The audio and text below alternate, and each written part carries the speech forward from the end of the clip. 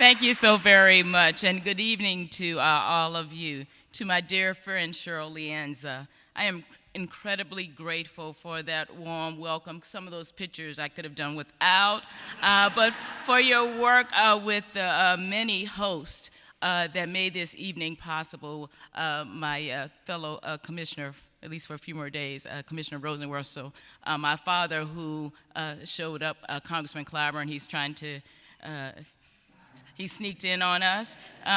So now I'm really nervous. And Cheryl, for over 8 years of friendship and support, I really thank you. I remember the calls to you when I was at a difficult moment, and I said, Cheryl, I don't know, you're not going to embrace this, but understand why. And Cheryl said, I will always understand why, even when we don't agree. So I want to thank you for that. Unconditional friendship. Thank you for that. And to all of you, you made a lot of sacrifice. I don't know where you parked, for joining me in this magnificent place of worship. I am so moved to be in this room this afternoon, not just because of its physical beauty. I am moved because what this room and what this church represents. When I enter in this sanctuary, and it's been several times, I am no less bothered by the many challenges that face us, but I gain, and hopefully you can see it, this sense of comfort and ease, because I know what this room represents is the power of being united for change. And if you were to pick up this document, and Cheryl knows what it is, called the Basis of Union, this is an agreement that was used to unify two congregations that would eventually become the United Church of Christ. You would find the following sentiment in the preamble. This congregation affirmed to the world that it is committed to confronting the divisions and hostilities of the world. Now, this is a bold proclamation, and it was not made at the height of the civil rights movement. You know, that would have been really easy. Nor was it made during the days following that last presidential election. I better be careful. I think I'm still on payroll. The year was 1943. And the agreement set the stage for a congregational union in 1957. And this is why I suppose Dr. King asked the then director of the United Church of Christ's Office of Communications, the late Dr. Everett Parker, who you saw, to lead the movement against television stations who were imposing news blackouts in the South, where, as you know, those media outlets agreed among themselves, and I learned this from my congressman, to not cover that growing civil rights movement. Because if it is not covered, they concluded, it did not happen. Which meant those long-fought struggles and those atrocities, those horrible images that we would eventually see against those freedom fighters, those fighters for justice, too often were not documented for those to see and hear. This is why we fight. And while the many images and stories were indeed not captured or covered, what could not be stopped was the ultimate victory in federal court against a certain Mississippi television station, which would eventually lead to the public interest standards that are on the books today, and the increased levels of diversity in our nation's newsroom. So beyond the spiritual, this room holds for us. It holds for me. It holds, especially for those in the communications field, the struggles of our past, our victories and progress, as well as our losses and setbacks. And for nearly 20 years, including almost 9 at the Federal Communications Commission, I have been a part of some of those victories and setbacks. And if you count my time publishing a local newspaper in South Carolina, I'm not going to tell you the number of years, but there were plenty. So forgive me if I'm particularly reflective this evening as I close one chapter of my service and begin the next. The theme, where do we go from here, which is both appropriate for the times and a challenge for me to answer. Since I have been witnessing over the past 15 or so months some of those hard-fought gains that sought to balance the needs and protections of consumers, particularly our most vulnerable, with the need and desire for competition, robust innovation, and investment, I have seen many of these being overturned. So how do we make sure that people's most basic needs are met by the networks designed, I believe, best to connect us? How can we deliver equitable access to the information and services these communities and the people in those communities need? I recognized long ago that, like the natural trails and waterways relied upon by our ancestors, along the paths of these networks sprouts commerce, innovation, diversity, knowledge, and opportunity, or at least the promise of all of these and more. But where we used to rely on primarily the forces of nature to decide which communities would be blessed on these riches, we now have the power to control and leverage where these modern-day networks flow and who and what communities they will serve. Through technological advancements and ingenuity, we can overcome the problems of geography or topography or poverty and ensure that these networks are navigable and open for all. We can direct these networks to the most far-flung corners of our country through physical conduit in the ground, radio waves, and even distant signals from space. The reach of these networks and what they are capable of is only limited by our collective will and the resources that we are willing to spare, to allocate, or to devote. Our communication system is special. The precious resource that these networks carry is something difficult for me to describe, I guess in part because they are intensely personal. In an instant, these networks put our voice in someone's ear, our face before someone's eyes, transmit our thoughts or ideas to one person or to many. They bring us to school, to the doctor, to the bank. They deliver our goods, provide our services, bring us help in case of emergency. They connect us to news, enable our leisure, and immediately give us a presence in just about any and every community around the globe. For better or for worse, communications services seem less like a tool and more like an extension of ourselves, connecting us to what society has become, to and for us. But the communications sector does not just intersect with every other critical sector of our economy, society, and democracy. It is inextricably linked. Healthcare, education, energy, agriculture, commerce, governance, civic engagement, labor, housing, transportation, public safety, they all rely on this modern communications infrastructure. Any weaknesses or shortcomings, systemic or isolated, will have ripple effects that can be difficult to discern, but are unmistakable in their impact. These dynamics existed, albeit to a lesser extent, in 1934, when Congress set out to centralize regulatory authority over the nation's communications infrastructure in a new federal agency known as the Federal Communications Commission. Even then, Congress recognized the vital need for this new regulatory body.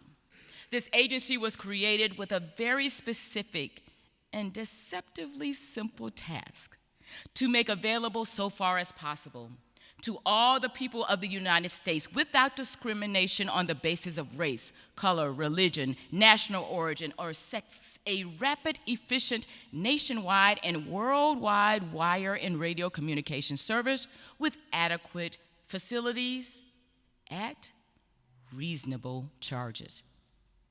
Our quest to perfect our fulfillment of this goal is ultimately what has brought us together tonight. So forgive me for that rather long introduction, but for me, this context is important to place the communications policy that is so familiar to most of us into a larger narrative. Understanding the importance of proper communications policy, the prime directive of this agency, I embraced and championed many causes during my time on the commission. And although some may think the work of the FCC is highly technical, I've had my moments thinking that too. And it too, often falls outside of the public consciousness. It is indeed a doorway, a gateway to larger battles of equity taking place across this nation. This is precisely why it has been so important to me and to you to ensure that we all benefit from the UCC's Media Justice Ministry's historic battles, to open this space up to the public, to allow them to participate, to ensure that they can seek out and elevate those voices that are too often unheard or ignored. And while it is important to support sound communications policies at the FCC, I view this work as a means to an even greater end. I am sure that many in this room could list with accuracy the issues that I've taken on during my term of service at the FCC. Perhaps now, in the spirit of reflection and as we look ahead, it would make sense for me to explain in no uncertain terms why I chose this path. I believe that depriving anyone of a critical service, whether done purposefully or as the harmful byproduct of a business decision, is wrong and hurts all of us. It often robs people of their health, education, livelihood, and hope. I believe that denying people these services because of where they live, what they look like, how much money they make, is antithetical to our values. When our critical networks are not built to rural areas or urban areas predominantly populated by low-income people, we have abandoned our charge and succumbed to the institutional prejudices that have long plagued this country. I believe that the networks that we rely on should be totally free of discrimination and should reflect our greatest democratic ideals. I believe that our networks are more valuable to all of us when they connect all of us. I believe that public resources should be deployed primarily on behalf of the public, and I believe that we have a moral obligation to serve the unserved and close existing gaps while allowing existing prosperity to continue, because I don't have a problem with prosperity, so long as it does not cause undue disadvantage to anyone else.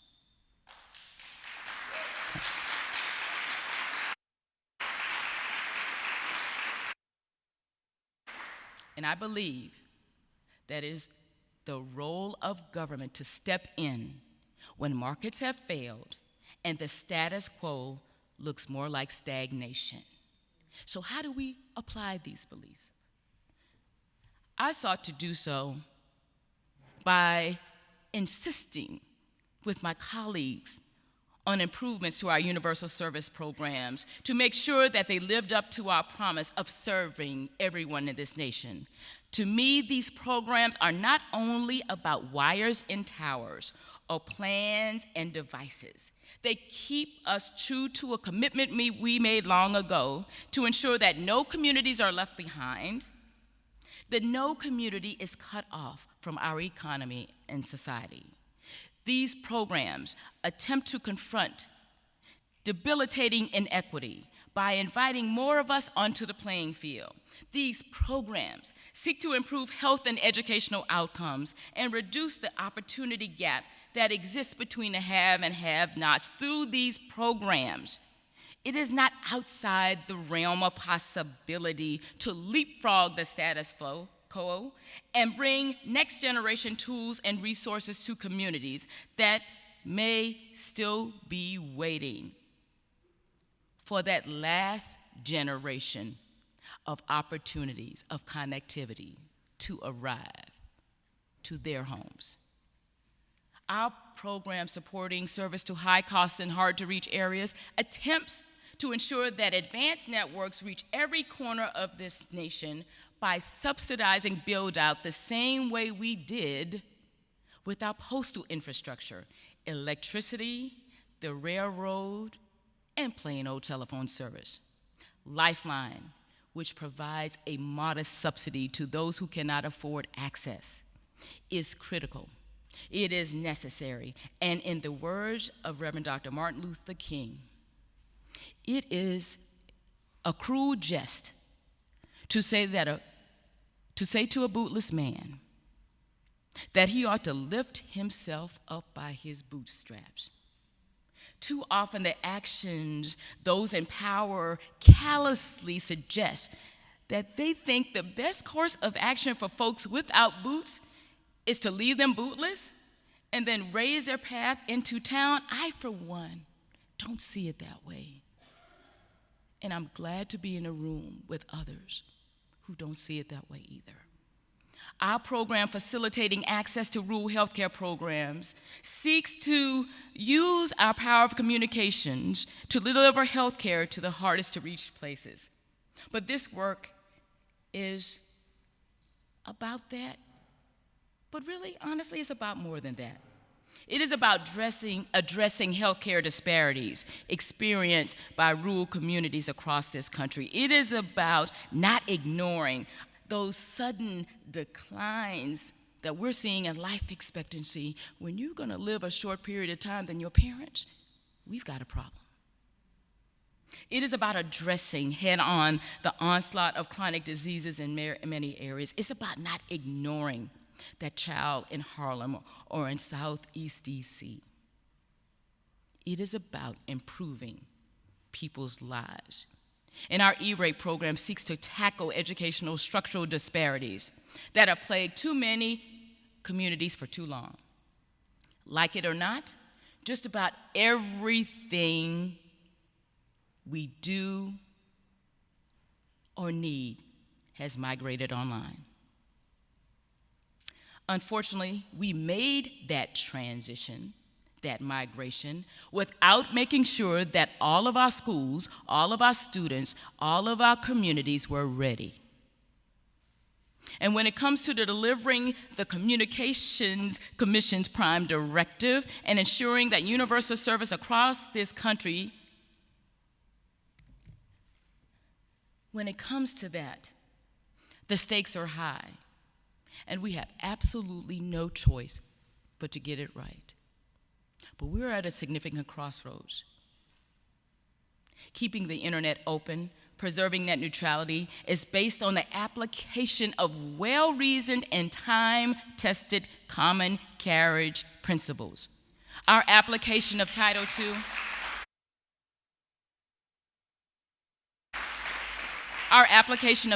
of the Communications Act, sorry, Dad, I'm getting a little wonky, with appropriate forbearance, which was advanced with great success back in 2015, allowed us to maintain the objectives and values we cherish while tailoring the rules to the technology of this day.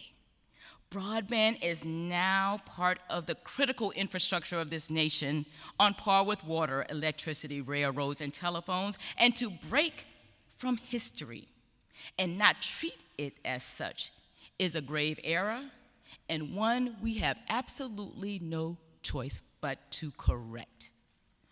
This point is one that I know is not lost on those assembled tonight. Congress was explicit in carrying over common carrier requirements from the Interstate Commerce Commission railroads regulations when it established the FCC in 1934, and I understand why. Congress recognized the important public service provided by communications infrastructure and wrote what is now known as Title II of that statute, demanding that providers serve all corners without discrimination or prejudice and engage only in just and reasonable practices. As Congress said at the time, although the language should be slightly revised in the communications context, the objectives were not intended to change. At the time, this was not controversial. Nearly 20 years earlier, in 1916, in an advertisement, the AT&T monopoly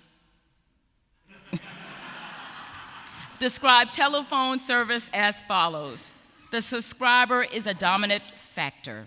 His ever-growing requirements inspire invention, lead to endless scientific research, and make necessary vast improvements and extensions. The telephone cannot think and talk for you, but it carries your thought where you will. The telephone is essentially democratic.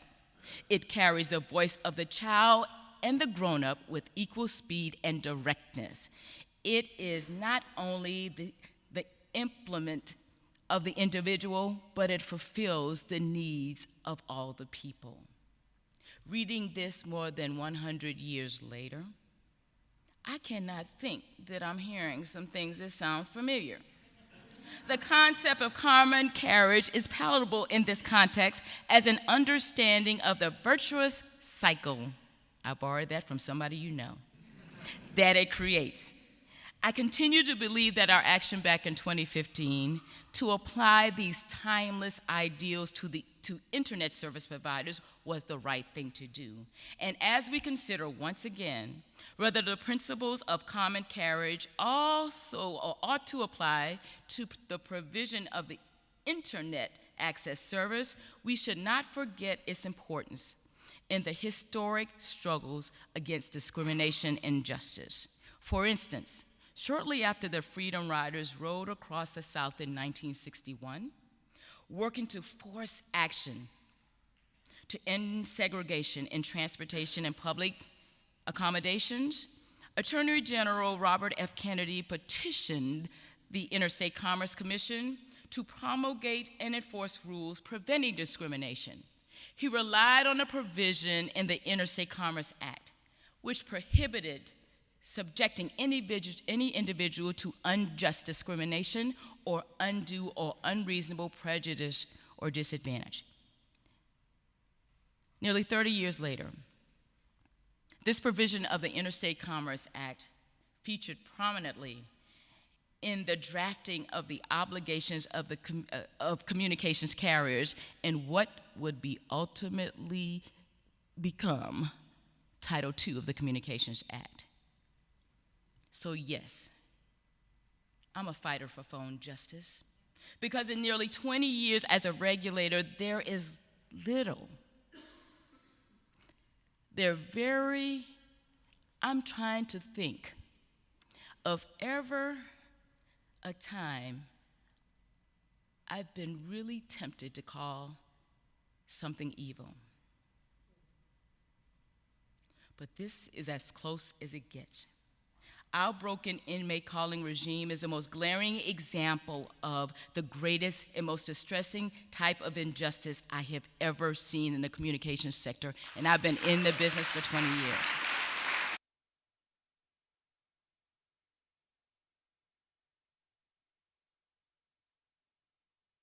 This issue is not simply about the cost of the call, which we know is way too high. It is about fighting the effects of mass incarceration that disproportionately impacts people of color around this country. It has to do with strengthening familial bonds, which have been stretched to the breaking point by the unequal application of our criminal justice system and this added economic weight. that is compounding it. It is about maintaining community ties, promoting rehabilitation, and reducing recidivism. If you pay $1 to $14 a minute for a call, tell me where the hope and possibilities are for already economically distressed individuals. When an inmate's debt to society is paid over and over and over again by their sons and daughters, mothers and fathers, in the form of exorbitant and predatory rates, even if we don't pay a dime, that burden is a great one for us to bear. And I've fought for greater diversity in the media and against excessive consolidation, because this disgraceful, didn't say the word evil, disgraceful reality, the disgraceful reality is that today, just a small handful of the thousands of radio and television stations in this country are owned by women and people of color. You know the percentages. You know the numbers. 12, the number of full-power television stations owned by African Americans. 7.4%. For women, we make up 50%, more than 50% of this nation. About 4.5% when it comes to Latinos. You know the numbers. So yes, and I don't apologize for this. My goal has been to ensure that our media landscape is a reflection of the rich diversity and strength of our local communities, and while some of us publicly lament about broadcasting as a medium in decline, take a more careful look. Because media ownership is not just about getting content to people's television sets and radios. It is a blunt instrument of power. As Congressman Luther Taylor Johnson, that's an interesting slip if you know South Carolina history. As Congressman Luther Johnson said in an early debate about broadcast ownership back in 1926, if a single selfish group is permitted to dominate these broadcasting stations, woe be it to those who dare to differ with them. It will be impossible to compete with them in reaching the ears of the American people. For years, we heeded that warning. But in recent years, I'll let you finish that sentence. So where do we go from here? Now, I've heard many versions of this question in recent weeks, including, what more can we do? What more can we do when millions speak out in favor of net neutrality rules, and despite having the people and the law on our side, our leadership, the leadership at the FCC, the majority at the FCC, turns its back on decades of communications policy? What more can we do when the nightmare of media consolidation is underscored by a leadership that seemingly is co-signing to unravel the promise of broadcasting to benefit only a few? What more can we do when our nation sits transfixed for days, learning every detail about an invasion of their privacy and the misuse of their personal data online? But those lawmakers, present company excluded, feigning concern last year, they voted to allow internet service providers to do much more than they talked about in the last few weeks with impunity. What more can we do when broadband is universally considered a necessity, if not a human right? Yet in the face of well-known disparities, our leaders opt for platitudes over policy, and in fact take steps to worsen the condition of those most in need. What do? We fight harder. We shout louder. We strengthen our bonds through shared ideals and concerted action. We escalate every time our civility is mistaken for weakness. We push twice as hard.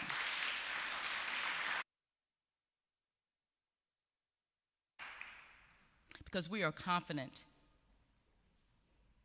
that the moral superiority of our positions, they were settled a long time ago. We push, we shout, we do what we must, even in the face of the longest odds, even when we are in times of great upheaval and strife. If our leaders are not leading, then we lead. The litany of injustices, hypocrisy, and debasement, these things do not discourage me, nor should they ever discourage you. They ignite me. They ignite in me a sense of righteousness that I know unites all of us with an activist heart and a care for our brothers and sisters and a care for our common future. But my friends, it will take more than righteous anger and a willingness to win. It is not enough for us to know that we are on the side of right. We have to show others, convince others that we are right.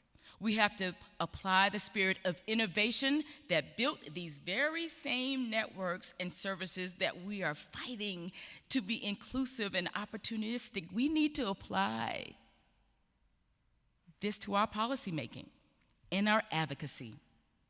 Although the timeless values that built this space endure, and the goals that we pursue have remained unchanged for decades, if not centuries, we can never allow ourselves to think, to be convinced, no matter what others say, that we are incapable of doing better.